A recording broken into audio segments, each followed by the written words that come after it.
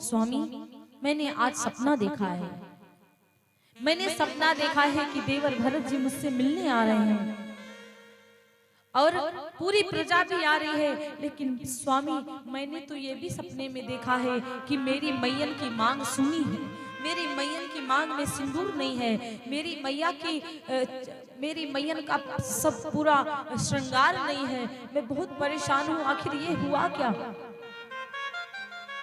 भगवान समझ गए, प्रभु श्री राम भी जान गए। जब उनको संदेह हुआ, आज भगवान श्री राम जी का दिल बिल्कुल समझो फट जाता है महाराज। आज वन देवी को भगवान श्री राम मनाते, वन देवी कहाँ हुआ?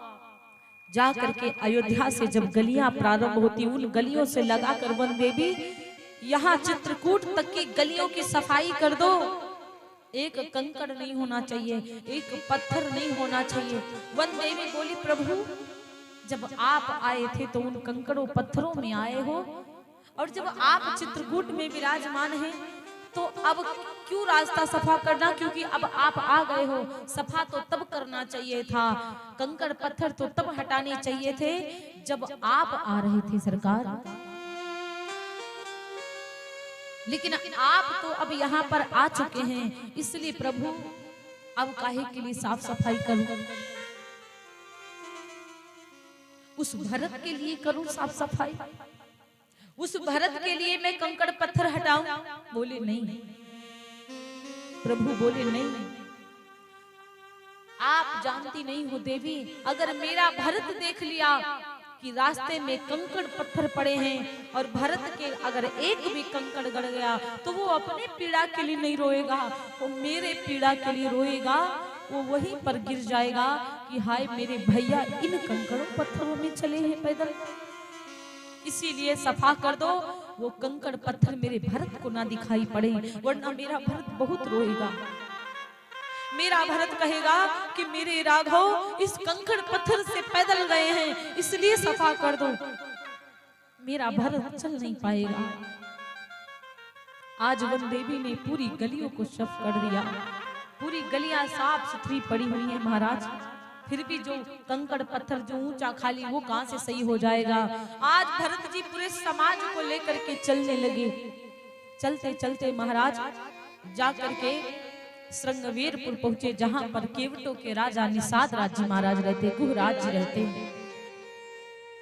आज निषाद राज जी तुरंत अपना बाण सजाने लगे, कहने लगे वीर जवानों तैयार हो जाओ, मेरे राम इसी गांव के बाहर गए थे, मेरे राम इसी गंगा के पास केवट की नाव में बैठकर उस पार गए हैं, पूरे अयोध्या वासी आ रहे हैं, मेरे राम को कष्ट नहीं होना चाहिए, मेरे राम को मारने के लिए ये लोग जा रहे हैं, ये प्राण त्याग देगा निषाद राज, लेकिन अपने राम को कुछ नहीं होने देगा। आज उनका प्रेम देखो, आज भरत के लिए खड़े हो गए कि भरत को मार करके अयोध्या भेज दूंगा, राम के पास जाने नहीं दूंगा, मेरे राम को तकलीफ देने के लिए जा रहे हैं, मेरे राम को मारने के लिए जा रहे हैं। निषाद राज अपना समाज को इकट्ठा कर लिया, वहां पर एक बूढ़ा मंत्री था, वो बूढ़ा मंत्री बोला महाराज ये ठीक नहीं है, सोच समझ लो, भरत जी ऐसे नहीं है जैसा आप सोचते हो, भरत जी राम के बड़े प्रेमी हैं, भरत जी राम को अपने प्राणों से ज्यादा मानते हैं, भरत जी मिलने जा रहे हैं राम से, भरत जी राम को कष्ट नहीं पहुंचाने जा रहे हैं। निषाद राज ने कहा ठीक कहते हो तुम सही कह रहे हो, मुझे यही लगता है कि बिना सोचे समझे कुछ नहीं करना चाहिए, और अगर मैं भरत के आगे अपने बाण को लेकर पहुंचता, तर्कस को लेकर पहुंचता तो क्या होता। तब तक भरत जी को गुरुदेव जी ने समझाया, भरत ये जो सामने है ना ये निषाद राज जी हैं, ये गुहराज निषाद राज जी हैं, ये राम के सखा हैं, ये राम के मित्र हैं, और तो और रात्रि भर भगवान राम जी यहाँ पर रुके थे, ये राम के बड़े प्रेमी हैं। भरत जी ध्यान नहीं दिए कि मेरा पटका कहाँ जा रहा है, मेरे कपड़े कहाँ जा रहे हैं, मेरा श्रृंगार, मेरा मुकुट कहाँ जा रहा है? भरत जी सब छोड़ करके जाकर निषाद राज को लिपट गए और निषाद राज दूर से दूर रहिएगा, आप राजपूत हो, मैं एक केवट हुआ, मुझे छू नहीं सकते, आप दूर रहिएगा। भरत जी जा करके मिल गए, लिपट गए, गले से लग गए, जाति पाति का भेद भरत ने हटा दिया। भरत जी ने जाति पाति का भेद हटा दिया। निषाद राज जी रोकते रहे कि आप मुझे नहीं छू सकते, आप ठाकुर हैं, आप राजपूत हैं, आप राजवंशी हैं, आप मुझे नहीं छुए। लेकिन महाराज आज जा करके भरत जी गले से लगा लिए, जाति पाति को मिटा दिया। भगवान के भक्तों में कोई जाति पाति नहीं होती है, भगवान के प्रेमियों की कोई जाति पाति नहीं होती है, संतों में कोई जाति पाति नहीं होती है। आज रामायण जाति पाति का भेदभाव नहीं सिखाती है, रामायण कहती है कि प्रेम सीखो। आज भरत ने गले से लगाया, निषाद राज जी को देखकर फूट फूट कर रोने लगे। निषाद राज से पूछते हैं, निषाद राज जी कृपा करके बताओ मेरे भैया किधर गए हैं? मैं अपने भैया के चरणों में गिरना चाहता हूँ, मैं अपने भैया के पास जाना चाहता हूँ, बस एक बार मैं अपने भैया को देख लूं, अपने भैया को मना लूं। निषाद राज जी फूट फूट कर रोने लगे, महाराज मैं समझ सकता हूँ आपका प्रेम, मैं आपके संग चलूंगा, मैं रास्ता दिखाऊंगा। और जिस समय भगवान भरत जी चले हैं, भरत जी के चरणों में कंकड़ गड़ गए, पत्थर गड़ गए, कांटे गड़ गए। भरत जी अपने पैर को देखते हैं, खून निकल रहा है, रक्त निकल रहा है। कौशल्या माँ ने देखा कि भरत के चरणों में रक्त निकल, भरत अपने पैरों को देख देख के रो रहे हैं। जब भरत जी अपने पैरों को देख कर रो रहे थे, माँ कौशल्या कहती है, भरत क्या कर रहा है तू? क्यों नहीं बैठ जाता है तू रथ में? क्यों तू पैदल चल रहा है? क्योंकि तेरी वजह से पूरी प्रजा परेशान है। क्या तेरे राम प्रसन्न हो जाएंगे देख करके कि मेरा भरत राजा बना है? तो पूरी प्रजा को रुला करके लेके आया है, पूरी प्रजा के पैरों में छाले पड़ गए हैं। अरे भरत, तेरी वजह से तू राजा है, इन सबका तू ही है राजा इस समय, और राजा नहीं बैठेगा तो ये प्रजा कैसे बैठ जाएगी? ये सम्मान है। राजा पैदल चाहता है तो ये प्रजा कैसे रथ में बैठ जाए? भरत जी ने कहा, प्रजा से बोलो कि वो बैठ जाए, लेकिन ये राम, ये भरत नहीं बैठेगा। ये भरत क्यों बैठ जाए? मेरे भैया राम, मेरी माँ जानकी, मेरे लक्ष्मण, मेरी जानकी माँ कभी मखमल के गद्दों के नीचे पैर नहीं उतारी, वो मेरी माँ जानकी पैदल चली कंकड़ों पत्थरों पर। मेरे राघव जी कंकड़ों पत्थरों पर पैदल चले हैं और मैं रथ पर बैठ करके जाऊं? माँ कहती है, बेटा बैठ जाओ, क्यों परेशान हो रहे हो? कुछ नहीं होगा, मैं जानती हूँ कि तेरे पैरों में दर्द हो रहा है, पीड़ा हो रही है, इसलिए तू रो रहा है ना। भरत जी ने कहा, माँ मेरे पैरों में दर्द नहीं हो रहा है, मेरे पैर दुख नहीं रहे हैं, मेरे भैया के पैर बहुत दुखे होंगे, मेरे भैया के पैरों में दर्द हुआ होगा, मैं इसलिए देख देख कर रो रहा हूँ। मैं इसलिए नहीं रो रहा हूँ कि मेरे पैरों में छाले पड़े, मैं इसलिए रो रहा हूँ कि मेरे भैया के पैरों में छाले पड़े होंगे, इसलिए मैं रो रहा हूँ। उधर लक्ष्मण जी कहते, आने तो उस भरत को, भरत की खोज मिटा दूंगा। इस भरत के चक्कर में भैया आपका वनवास हुआ है, आने तो उस भरत। राम जी के मन में बड़ी ठेस लगी है। लक्ष्मण, सही कहता है तू, लक्ष्मण भी राम के प्यारे हैं, वो भी अपने भैया के लिए पूरा सब पत्नी तक के त्याग दिया, नींद तक के त्याग दिया है, भूख तक के त्याग दिया है। राम लक्ष्मण को भी कुछ नहीं कह सकते, भरत को भी कुछ नहीं कह सकते। जब लक्ष्मण जी ने कहा, आने दो उस भरत को, मैं बताता हूं भरत को कि मेरे भैया के पास क्या करने आए हैं, क्या लेने के लिए आए हैं। राम कहते, तुम सही कहते हो, तुम सही कह रहे हो लक्ष्मण। इसलिए राम जी ये बात कह रहे हैं कि लक्ष्मण को खुद गलती का एहसास होगा। मैं कहूंगा तो लक्ष्मण यही कहेंगे कि बताओ भैया भरत का पक्ष ले लो, लक्ष्मण जी क्रोध में बैठे हुए हैं। राम जी को बड़ी चिंता है कि भरत आ रहा है, इसलिए नहीं चिंता कि वो मुझे मिलने आ रहा है, इसलिए चिंता है कि वो जब मुझे इस कुटिया में रहते देखेगा तो वो तड़फ जाएगा।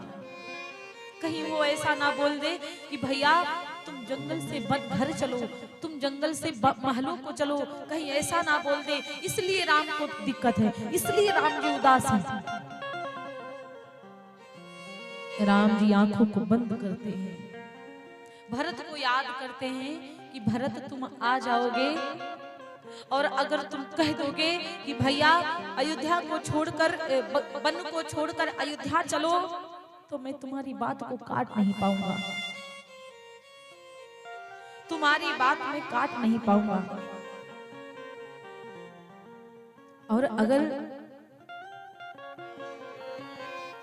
मैं काट दूंगा तो तुम्हें बड़ा तकलीफ होगी। राम जी इसलिए उदास हैं। लेकिन राम जी ने जब भरत की अच्छाइयों पर पर्दा डाला, नजर डाला, अच्छाइयों पर राम जी ने नजर डाला कि मेरा भरत यदि ये बात कह भी देगा,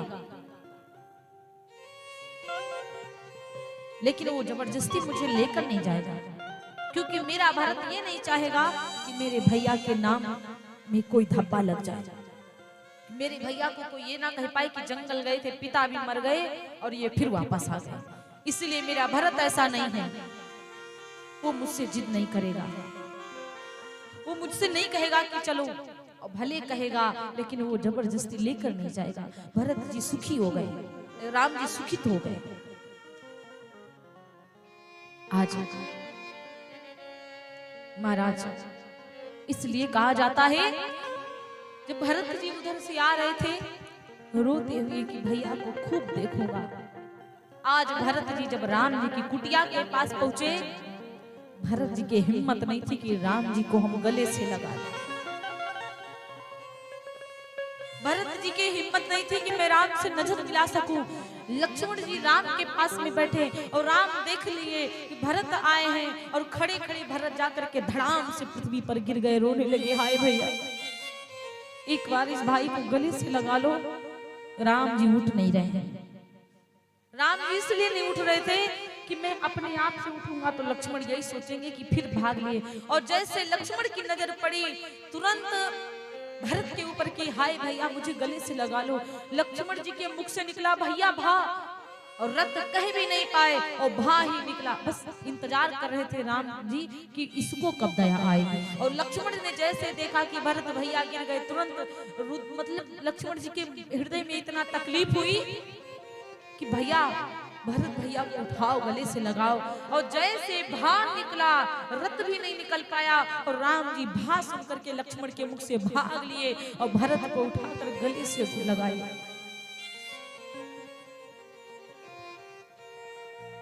और राम जी जब गले से लगाए,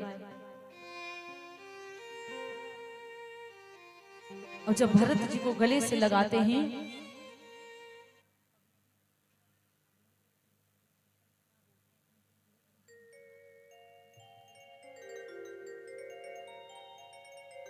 इस प्रकार महाराज आज कहा जाता है कि भरत जी महाराज को गले से लगाया। भरत जी खूब रोते हैं, खूब चिल्लाते हैं, भैया आप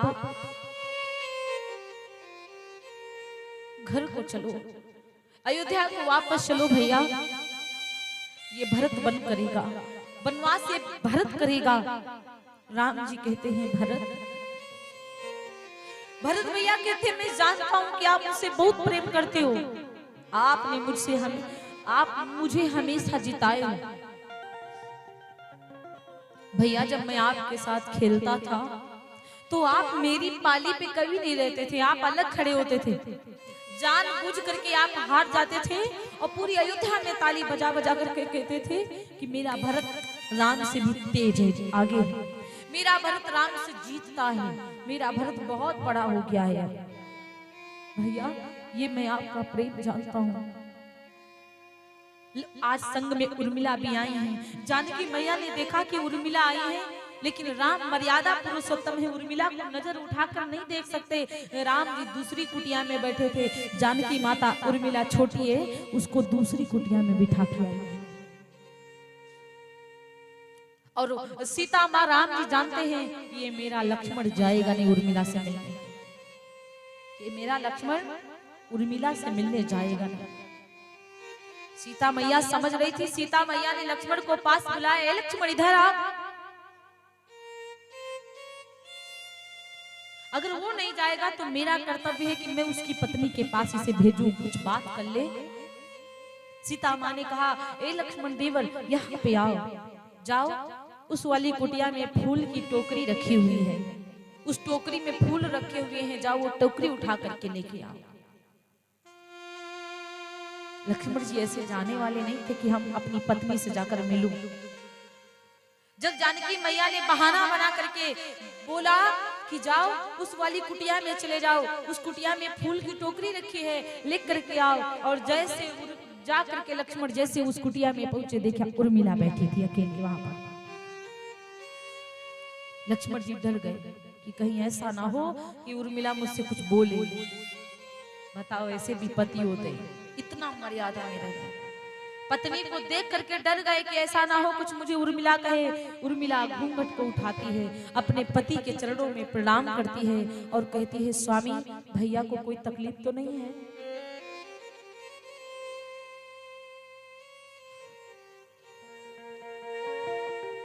ऐसी पत्नी होना चाहिए। और कोई बात नहीं किया कि मैं तुम्हारे बिना अयोध्या में कैसे रही हूं आज तक, मैं तुम्हारे बिना किस तरह से रहती हूँ, ये नहीं उर्मिला ने कहा। उर्मिला जी ने ये नहीं कहा कि आप अकेले कैसे रहते हो मेरे बिना। उन्होंने ये कहा, स्वामी भैया को कोई दिक्कत तो नहीं है? दीदी हमारी अच्छी है, हमारी दीदी को तो कोई दिक्कत नहीं है। स्वामी आप भैया का ख्याल रखना और दीदी का ख्याल रखना। इतनी बातें हुई। उर्मिला, लक्ष्मण जी बोले, धन्य हो देवी, आप धन्य हो।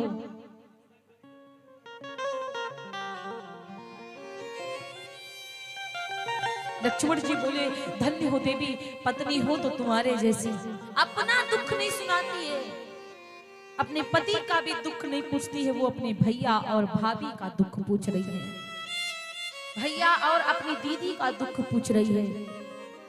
आज महाराज भरत जी महाराज उधर राम जी से कहते, भैया आप जंगल से अयोध्या को वापस चलो,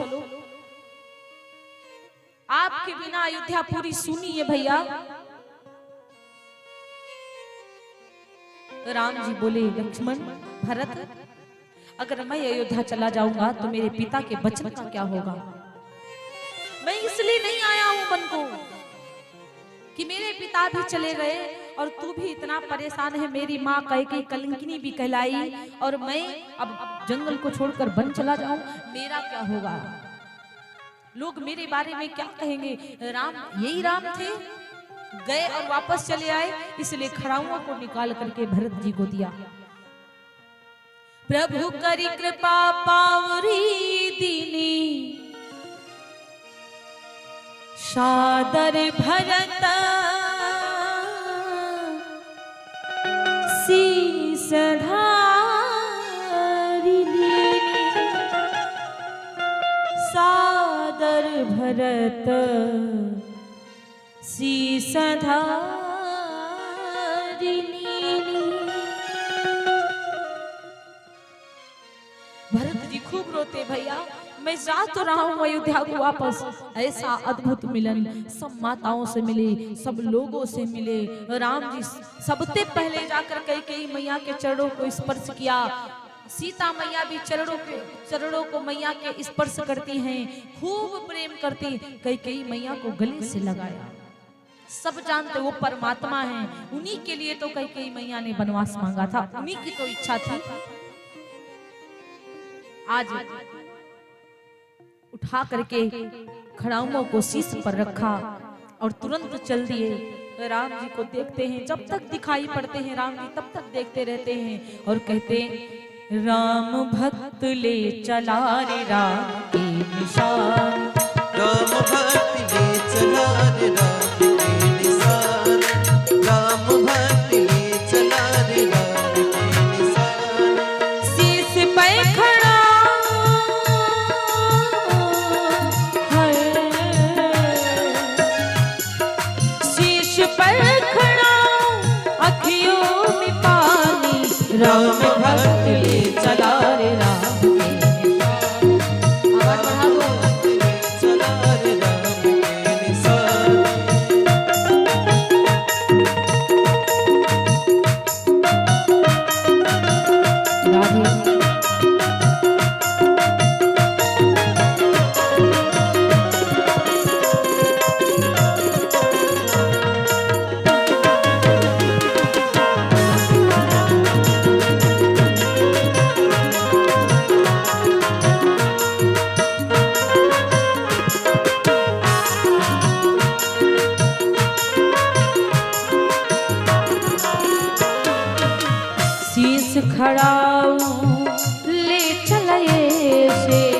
राम सिया जी संग हूँ जैसे। शीश खड़ाऊं ले चला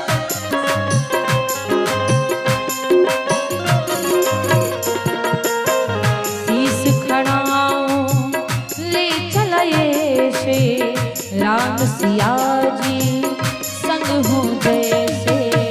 शीश खड़ाऊं ले चला ऐसे, राम सिया जी संग हूँ जैसे। अब इनके छाँव में है, अब इनके छाँव में रहेगी राजधानी। राम भक्त ले चला रे राम, राम भक्त ले चला रे राम।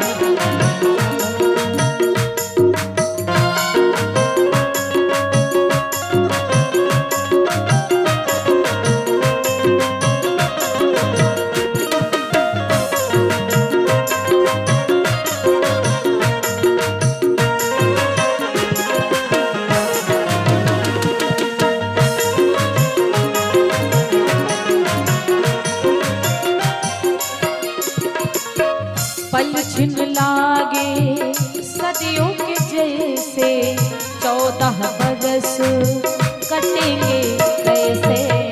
पल छिन लागे सदियों के जैसे, 14 बरस कटेंगे कैसे।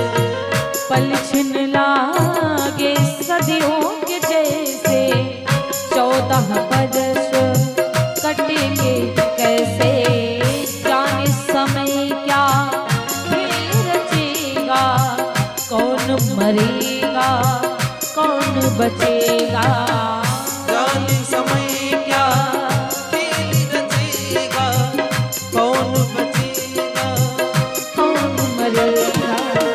कब्र मिलन के फूल खिलेंगे, नदिया के तो फूल मिलेंगे।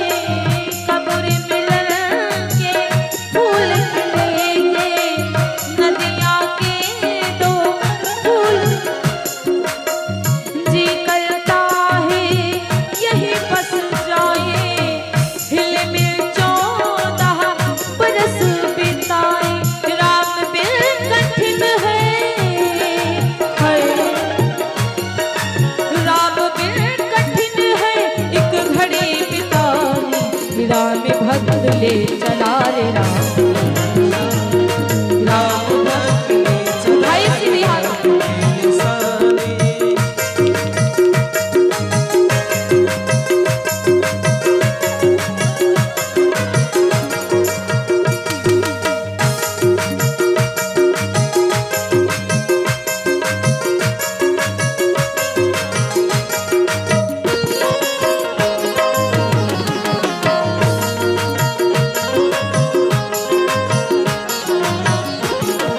राम भक्त ले चला रे राम जी।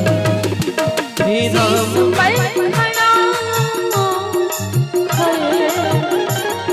शीश पर खड़ा, अखियों में पानी। राम भक्त ले चला रे राम के निशान। राम भक्त ले चला रे राम के निशान।